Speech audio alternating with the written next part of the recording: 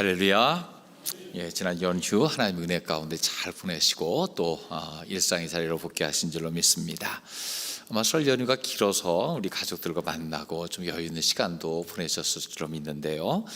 그러면 그 생각을 하게 됩니다. 오랜만에 흩어진 가족을 만났을 때 우리 가족은 무엇을 중심으로 살고 있는가 하는 걸 생각해 보게 되죠. 저희도 오랜만에 가족이 만났는데 보니까 우리 사남매 모두 감사한 것이 예수 안에 살고 있고, 우리 손주들도 전부 예수 잘 믿고 하는 거 보면서 그래도 하나님께서 우리 가족의 이 구원을 주신 것 참 감사하다, 그런 생각을 갖게 되었습니다. 하나님은 우리 모두가 구원받고 복 있는 삶을 살기 원하실 뿐만 아니라 우리 가정 전체가 하나님께 돌아와서 예수 믿는 가정 되기를 원하시는 줄로 믿습니다. 그래서 복음이 예루살렘에서 시작해서 온 유대와 사마리아와 땅끝까지 이른 것처럼 개인에서 시작돼서 가정으로, 직장과 일터로 그의 영향력이 미치는 모든 사람에게로, 그래서 열방까지 이어지기를 원하시는 줄로 믿습니다. 그래서 우리는 가족이 함께 모였던 이 명절을 기억하면서 구원이 임한 가정의 모습을 함께 살펴보고자 합니다.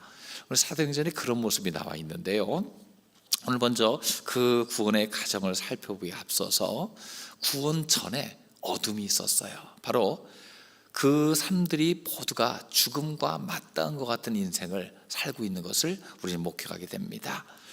오늘 본문의 내용을 보면 빌립보 감옥에 갇힌 바울과 실라의 모습을 우리는 먼저 볼 수가 있죠. 마게도냐 지방에 하나님께서 그리 가라고 직접적으로 말씀하셔서 확신을 가지고 그 지역에 들어갔습니다. 그 지역의 가장 큰 성이 빌립보라는 성이었어요. 근데 그곳에 보니까 유대인들이 거의 살지 않는 동네예요. 왜냐하면 회당이 없었거든요. 유대인 남자 10명인가 이상이 모이면 회당을 짓게 되어 있는데 소수밖에 없는 정말 이방의 도시, 우상이 가득 찬 도시, 그 도시에 간 겁니다. 그 유대인들이 예전에 전 세계로 흩어져 살게 될 때에 그때 가진 습관 중에 하나가 회당이 없는 도시면 강가에 모여서 기도하는 그런 습관이 있었어요. 그래서 안식일에 강가로 가보니까 거기 소수의 유대인들이 함께 모여 있는 걸 보았습니다. 거기서 복음을 전할 때에 자주색 옷감 장사였던 루디아가 예수 믿고 주께로 돌아왔습니다. 참 기쁜 첫 번째 열매가 있었죠. 그래서 기도의 자리로 오갈 때에 그때 어떤 일이 있었냐면 점치는 귀신 들린 여종 하나가 따라다니면서 그들을 지속적으로 괴롭힙니다. 그래서 어느 순간 더 이상 안 되겠다 했는지 예수의 이름으로 그 귀신을 쫓아냅니다. 근데 문제는 무엇이냐면요, 그 여성을 통해, 그러니까 귀신 들린 여인을 통해서 그 귀신이 점치는 귀신이었어요. 뭘 잘 맞춰요.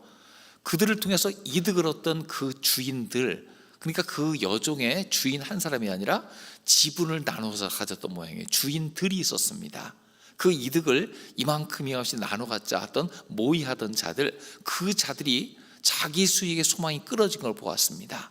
그래서 바울을 원수시해서 그를 괴롭히고 어떻게 했습니까? 고소 고발해서 즉결 심판에 넘겨져 매 맞고 감옥에 갇힌 상태였어요. 한꺼번에 자유인에서 한꺼번에 감옥으로 전락하는 것, 그것이 우리의 삶의 현실인 것 같습니다. 근데 바울과 실라는 그 감옥에서 반응이 남달랐죠.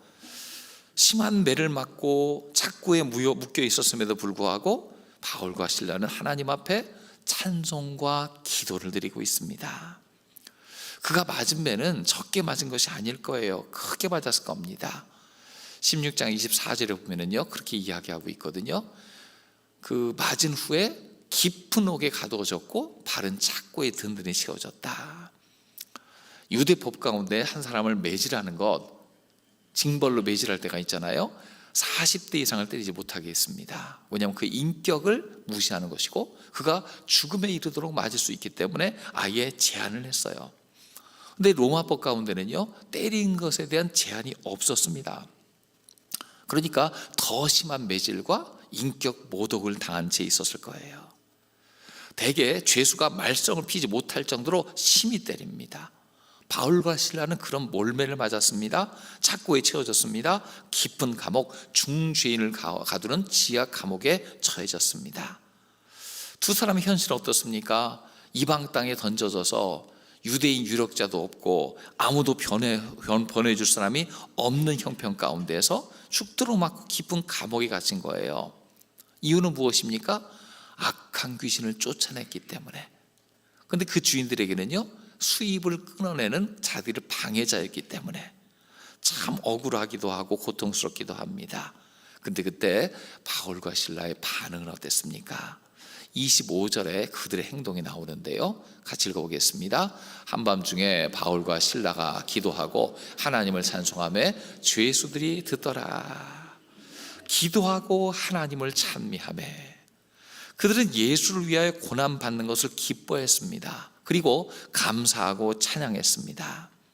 두 사람의 정체성 가운데 우리는 살아도 주를 위하여 살고 죽어도 주를 위하여 죽는다, 이런 마음이 분명했던 것 같아요. 어디서 왔고 어디 머물며 어디로 가는지를 분명히 알았습니다. 죽음이 두렵지 않았고 다만 사명 따라 살아가는 삶 속에서 주어지는 고난임을 그냥 수긍했습니다. 그러니까 이 사람들은 억울하게 매맞고 갇혔음에도 불구하고, 그들이 어둠 속에 전락해서 소망을 잃어가는 그런 처지에 있었음에도 불구하고 그들은 꿈쩍도 안 했어요. 변함없었습니다. 죽음과 같은 위협이 그들을 움직이게 하지 못했습니다. 반면 그 중에서요, 또 대조적인 한 사람이 나옵니다. 바울과 실라의 기도와 찬송에 하나님이 응답하여서 그 밤이 그곳에 기적을 일으키시죠. 큰 지진이 일어납니다. 지진은 하나님의 임재와 나타나실 상징으로 많이 나오죠. 근데 16장 26절에 보면은요, 그 지진에 대해서 이렇게 얘기합니다. 큰 지진이 나서 옥터가 움직이고 문이 곧 다 열리며 모든 사람이 메인 것이 다 벗어진지라. 자, 지진이 나면은요, 지진으로 해서 지각 변동이 있을 때 터가 움직일 겁니다. 그 고정된 터 위에 기둥을 세우고 했을 테니까 그것이 삐걱거리며 문이 열리는 것 충분히 이해할 만합니다. 그런데 모든 사람의 메인 것이 다 벗어진지라, 이건 지진으로 인한 것이 아니지요. 하나님께서 하신 일이 그 가운데 있었습니다. 착고와 형틀이 다 벗어집니다. 문이 열립니다. 지진으로 자다 깨서 놀란 간수가 와보니까 감옥문이 다 열렸습니다. 그는 생각합니다. 이 와중에 다들 감옥을 벗어나 탈옥했구나. 그리고 즉시 나온 행동이 뭐예요? 칼을 빼어 자결하려 했습니다. 극단적 선택을 하려고 해요. 이 간수를 보면 참 딱한 인생입니다. 항상 죽음 전후에 사는 사람이잖아요. 16장 27절에 보면은요, 그의 행동을 그렇게 얘기하고 있잖아요. 죄수들이 도망한 줄 생각하고, 죄수들이 도망하면은요, 당시 법은 그렇습니다. 그 죄수들의 죄를 간수가 다 뒤집어 쓰게 되어 있습니다. 여러 죄수들이 다 도망갔다, 그것은 필히 사형으로 끝날 겁니다. 그래서 간수로서 자기 생명을 유지하기 위해서 제일 좋은 방법은 뭐예요? 죄수들을 가혹하게 다뤄야 되겠죠. 탈옥은 생각도 못하게끔 때리고, 죄의 경중과 상관없이 착고를 채워서 그의 자유를 구속하고, 그런 일을 자연스럽게 했던 사람입니다. 남 괴롭혀 자기의 생명과 자기의 직위를 유지하는 사람이었죠. 그런데 그렇게 살다가 문득 자기 생명의 위기를 느낀 겁니다. 이들이 다 도망갔다면 나에게 주어지는 판결은 필시 사형이다. 시달리다 죽느니 내가 스스로 죽는 게 낫다, 그렇게 생각하는 거예요. 하나님 없이 살아가는 사람의 최종 판단, 최종 기착점은 죽음일 수가 있어요. 하나님이 없기 때문에, 천국도 없기 때문에 죽음은 끝나지. 이 세상에서 영화를 누리지 못하고 고통을 받으면 죽는 것이 낫지. 그것이 하나님 없이 살아가는 사람들의 말로가 됩니다. 요즘도 위기 시대입니다. 늘 위기가 더해져요. 요즘도 이런 간수와 같은 처지의 사람들이 꽤나 많은 것 같습니다. 실직하고 사업이 실패하여 도산하고 죽음 직전과 같은 삶을 살아가는 사람이 있습니다. 재개발하고 문제가 생길 때 보면 현수막에 결사반대를 외칩니다. 죽음을 걸고 반대하겠다는 거예요. 그래서 그것을 어떻게 뜯어서 해결하려는 그 사람들이 들어갔다가 정말로 진짜 죽은 사람들이 여러 나왔습니다. 목숨의 위기를 느껴서 목숨 걸고 뭘 하겠다, 저지하겠다, 그런 가운데서 늘 문제가 생기는, 사람들의 생명이 늘 위협받는 것이 우리의 삶의 현실인 것 같습니다. 하지만 목숨, 생명은요, 누가 무엇이라고 해도 어느 것과도 비교해서도 가장 중요한 가치를 지닙니다. 죽음이 내 앞에 다가온 것처럼 보일지라도요, 거기서 굴복하지 않고 이 생명을 잡고 계시고 좌우할 수 있는 힘을 가지신 분은 오직 예수님임을 깨달아야 될 줄로 믿습니다. 우리 주변에도 여러 문제로, 사건과 사고로, 상황의 변화로 우리의 생명을 가지고 우리 죽음의 권세가 우리를 조롱하며 위협하며 다스리려 한다 할지라도 예수의 이름을 의지하여서 죄와 사망의 권세를 능히 이기는 저 여러분 되시기를 주의 이름으로 축원합니다. 그래서 한 사람은 문제가 없었음에도 죽으려고 했고요, 한 사람은 죽을 것 같은 상황 속에서도 전혀 문제가 없었잖아요. 오히려 그 위기를 당한 사람 앞에 사도 바울은 어떻게 합니까? 그들에게 복음의 소식을 전파해주고 있습니다. 그 자리에 복음이 전해져요. 죽음으로 위기를 해결하려는 간수에게 바울은 소리칩니다. 16장 28절에 보면 바울의 소리가 나와 있죠. 크게 소리질러 내 몸을 상하지 말라, 우리가 다 여기 있노라. 크게 소리질렀다는 것은요, 그의 생명을 끊으려는 시도가 지금 바로 직전에 있었다. 적당히 말려서는 안 되겠다. 그것이 아니라 큰 소리로 외쳐서 깨우쳐 줍니다. 내 몸을 상하지 말라, 우리가 다 여기 있노라. 우리가 탈옥한 사람 아무도 없으니까 너는 죽을 이유가 없다라는 거예요. 그가 그렇게 행동했던 이유를 당시 문화권 속에 너무나 잘 알았습니다. 바울은 그의 생명을 소중히 여겼어요. 비록 그가 그들이 구금될 때에 구타했던 자 중에 하나였을 수 있어요. 그들을 죄도 묻지 않고 험하게 다루는 자였을 수 있어요. 하지만 그들의 직위 가운데서 저런 일이 벌어졌지 그걸 인정하면서, 그럼에도 그들이 죽으려고 하는 그의 생명을 중히 여겨서 급히 만류합니다. 죽지 말아라, 우리가 다 여기 있다. 내 몸을 상하지 말아라. 바울은 그의 생명을 소중히 여겼습니다.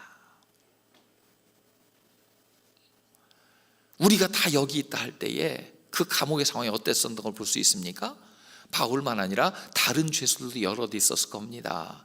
한 사람의 사건만 풀린 것이 아니라 여러 사람이 다 풀렸을 겁니다. 그렇지만 아무도 움직이지 못했어요. 왜요? 그것은 그냥 일반적인 자연현상이 아니라 뭔가 하나님이 개입하신, 사람의 개입도 아니고 자연현상도 아니고 하나님이 일하신 것을 그들이 무의식 가운데 깨달았던 것 같아요. 움직이지 못합니다. 간수는 그 말을 듣자마자 죽음 앞에서 그의 죽음을 피할 수 있는 하나의 동아줄이 내려온 거죠.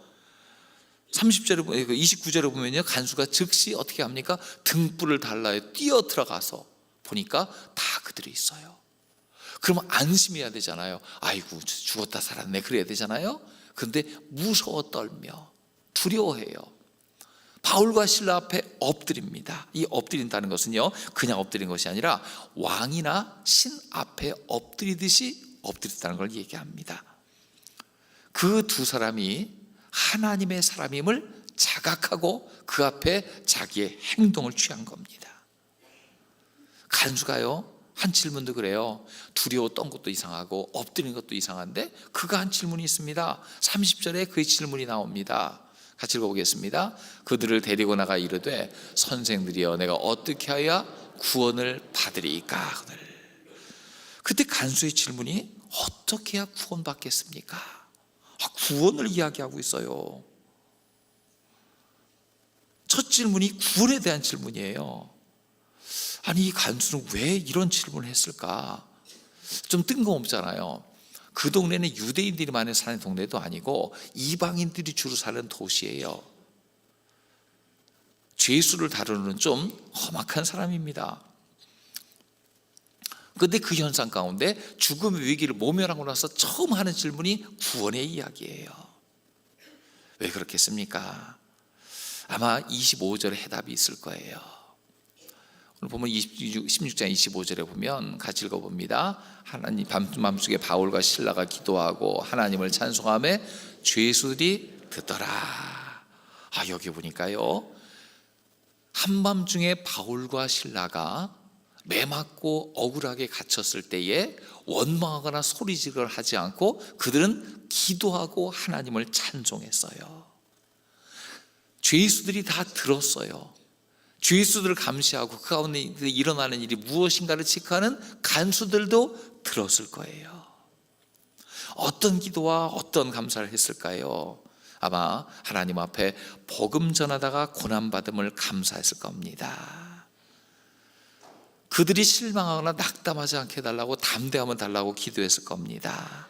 그러면서 예수가 그리스도시고 우리를 위해 십자가를 지시고 우리의 죄를 사하신 분임을 전하는 데에 방해가 없게 해달라고 기도했을 겁니다. 그리고 그 감옥에 있는 수많은 사람을 보면서 이 감옥에도 구원이 임하게 해달라고 분명히 기도했을 겁니다. 그러니까 하나님과는 정상한 것으로 이방인 간수가 구원의 이야기를 꺼내잖아요. 바울과 실라가 했던 찬송과 감사와 그 이야기 속에서 그 즉시 변화돼서 된 건 아니지만 그 모든 사람이 그 말을 귀 기울여 듣고 영향을 받고 있었다는 거예요. 저 사람은 어떻게 매맞고 들어와서 아마 보니까 사연도 딱 한 것 같은데 원망도 불평도 아니면 누구를 그 자극도 하지 아니하고 하나님의 이름을 부르며 그의 하신 일을 노래하며 아니 하나님 앞에 기도하고 감사하고 있나? 깨닫지는 못해도요 마음속에 강력한 자극과 감동이 있었을 거예요. 즉시로 주께로 돌아오지 않았어도요 그 마음에 강력한 인상이 남았을 겁니다. 여기서 이 바울과 실라의 모습 속에서 우리는 때를 얻든지 못 얻든지 복음을 전하는 삶을 살아야 될 필요를 느끼게 됩니다.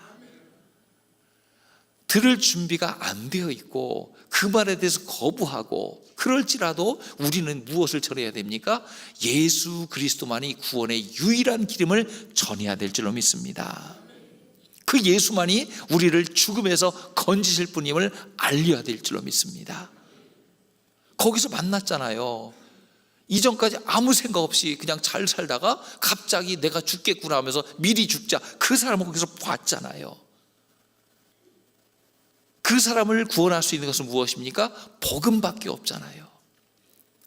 준비되어 있지 않고 그냥 한 귀로 듣고 한 귀로 흐르는 것처럼 보이지만 그 마음속에 어떻게 구원을 받을까 의심하게 만들었잖아요. 지진과 감옥이 났을 때에 아마 죄수들도 하나님의 역사인 줄 직감했을 겁니다. 바울과 실라가 하나님 앞에 구원과 역사와 하나님의 개입을 기도하더니 이것이 하나님의 역사하심이구나. 지진 나면 감옥문만 열려야지 왜 이 착고가 풀리냐? 그들의 마음속에 의문이 있었을 거예요. 바울과 실라의 기도와 간구 때문임을 분명히 깨달았을 겁니다. 여러분 평소 나의 기도와 간구, 나의 신앙이 주위에 들려지도록 사시길 주의 이름으로 축원합니다. 가족들에게 특별히 마음에 새겨지게 들려주시는 저 여러분 되시길 주의 이름으로 축원합니다. 어려운 일 때마다 찬송하는 모습을 보여주시기 바랍니다. 그럴 때에 나에게 위기가 닥쳤을 때에 우리 아버지는, 우리 할아버지는, 할머니는 그 어려울 때에 위기의 때마다 오히려 탄식하거나 얼굴 찌푸리는 것이 아니라 기도하고 감사하며 하나님 앞에 나갔지, 이것을 보는 것, 그것이 자녀들에게 줄 수 있는 최고의 유산인 줄로 믿습니다. 어마어마한 돈을 물려주지 않아도요 그런 믿음으로 사는 모습을 보여주는 것만이 우리 자녀들에게 변치 않는 유산이고 대를 이을 기업이 됩니다. 하나님과 늘 교제하며 기뻐하고 기도하며 감사함으로 최고의 유산을 물려주는 저 여러분 되시기를 주의 이름으로 축원합니다. 결국 이 사건의 결과 어떤 일이 벌어졌습니까? 너와 내 집이 구원을 받으리라. 이 사건이 그대로 이루어졌어요. 이 말씀대로 됐습니다. 바울은 즉시로 복음을 선포합니다. 아마 복음 전도 역사상 가장 짧으면서도 강력한 복음이었을 거예요. 16장 31절 말씀 보면은요, 같이 읽어보겠습니다. 이르되 주 예수를 믿으라. 그리하면 너와 내 집이 구원을 받으리라 하고, 복음 내용 간단하죠. 주 예수를 믿으라. 예수가 주인이시고 그리스도를 믿으라는 거예요. 결과는 어떻습니까? 너와 내 집이 구원을 받으리라. 구원이 자신뿐만 아니라 가족에게도 임할 거라는 거예요. 사도 바울은 관심을 자기에게서 하나님께로 돌리고 있습니다. 우리 전도하는 사람, 복음 전하면 늘 해야 될 일이 그래요. 내가 잘나서 힘이 있어서 능력이 있어서 전해지는 것이 아닙니다. 내가 아니라 나를 통해서 예수님을 보게 하면 승리하는 겁니다. 예수가 주시다. 내가 신이 아니다. 예수가 신이시다. 그분이 하나님이시고 우리에게 구원을 전해주신 분이다. 이 복음을 전해들은 간수는요, 기쁨으로 그 복음을 전해받고 가족에게도 전달하죠. 자기만 혼자 그 기쁨을 누리고 끝나는 것이 아닙니다. 16장 32절에 보니까요, 주의 말씀을 그 사람과 그 집에 있는 모든 사람에게 전하더라. 가족에게도 복음이 전해집니다. 나에게서 시작해서 내가 영향을 미칠 수 있는 곳곳마다 복음의 영향력이 확대되는 걸 볼 수 있습니다. 아마 이 간수에게 있어서 자기의 복음의 첫 열매는 가족들이었을 거예요. 모든 식구가 구원받았습니다. 아마 지진으로 인해서 놀라며 두려워 떨고 있었던, 깨어있던 가족들에게 찾아가서 기쁨의 소식을 전했습니다. 이거는 큰 재앙의 소식이 아니다. 내가 이것 때문에 예수님을 만났다. 복음의 기쁜 소식을 전했을 거예요. 간수의 그 다음에 열매는 어땠을까요? 아마 그 감옥에 있는 자들에게 복음이 전해졌을 겁니다. 그 감옥은요, 그의 선교의 일터가 되었을 거예요. 전날의 사건을 경험했던 모든 죄수들이 있잖아요. 간수가 엎드려서 구원을 요청했던 걸 본 죄수들이 있잖아요. 궁금해서 물었을 거예요. 어젯밤 무슨 일이 일어났어요? 어떤 결과가 있었던 겁니까? 슬며시 물어보지 않았겠습니까? 평소에 감옥에 있는 간수들의 역할은 무엇입니까? 죄수들을 때리고 억어하며 그들의 자유를 박탈하여서 그들을 움직이지 못하게 만드는 사람이 간수였는데, 아마 그는 달라졌을 거예요. 그들을 관대하게 대하고 육신의 사슬을 헐겁게 해줄 뿐만 아니라 그들에게 우리 인생 전체에 들인 어둠의 사슬을 푸는 법을 가르쳐 주었을 겁니다. 어제 내가 죽기 직전의 상황일 줄 알잖아요. 하지만 이제 살았고 나는 영생을 얻었습니다. 이야기하지 않았겠습니까? 죄를 지어 거기 들어온 사람들에게 이 죄 용서의 유일한 비결은 예수라고 전하지 않았겠습니까? 아마 그래서 빌립보에 세워진 교회는요, 아마 죄수였다가 대가를 치르고 나온 사람들이 그 교회의 성도였을 가능성이 매우 큽니다. 한 사람이 변화되니까 진짜 변화가 시작되는 거예요. 16장 33, 34절에 이렇게 이야기하고 있죠. 같이 읽어봅니다. 그 밤 그 시각에 간수가 그들을 데려다가 그 맞은 자리를 씻어주고 자기와 그 온 가족이 다 세례를 받은 후 그들을 데리고 자기 집에 올라가서 음식을 차려주고 그와 온 집안이 하나님을 믿음 크게 기뻐하니라. 간수 한 사람이 변했어요. 바로 직전까지요, 죄수들이 탈옥했으면 내가 죽어야지 비탄 가운데 빠져있던 사람이잖아요. 그런데 그렇게 두려웠던 죄수들을 데려다가 씻어주고 먹이고 입히고 잔치를 베풀고 기뻐합니다. 죽음과 가장 가까이 있던 사람이 이제 천국과 가장 가까운 사람으로 변했어요. 두려움 속에 죽어야지 하던 사람이 기뻐하며 가족들과 함께 풍성한 기쁨을 누리는 사람으로 변화됐습니다. 죄수를 초청해서 씻어주고 먹여주고 잔치를 벌였잖아요. 얼마나 그 사람이 편한 겁니까? 죄수가 탈옥했을까 봐 그가 스스로 죽었다면요, 그 인생은 지옥 가운데 빠졌을 것이고 그 가족들은 비탄에 빠졌을 거예요. 비극의 연속이죠. 그러나 그가 복음을 받아들이고 나니까 자기도 기쁘고 온 식구는 잔치하고 탈옥할까 봐 두려웠던 죄수들은요, 오히려 그의 사명의 자리가 되어서 한 사람 한 사람이 복음을 전하는 사람 되었을 줄로 믿습니다. 죽음 직전의 삶이 생명 넘치는 삶으로 변화된 거예요. 죄수들을 억압하여서 그들을 감시하는 삶이 그 죄수들에게 복음을 전하여서 죄 용서함 받고 새 생명을 주는 사람으로 변화된 거예요. 여러분, 내가 변하면 내 주위에 변화의 역사가 나타날 줄로 믿으시기 바랍니다.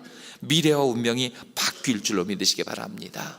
그래서 이 빌립보 교회는요, 첫 번째 교회는 루디아였을 것이고요, 두 번째 교회는 귀신 들렸던 나은 종이었을 것이고요, 세 번째 교회는요 이 간수였을 거예요. 그 다음 유입되는 교인들은요 아마 죄수들도 들어왔을 거예요. 전도받는 사람 들어왔겠죠.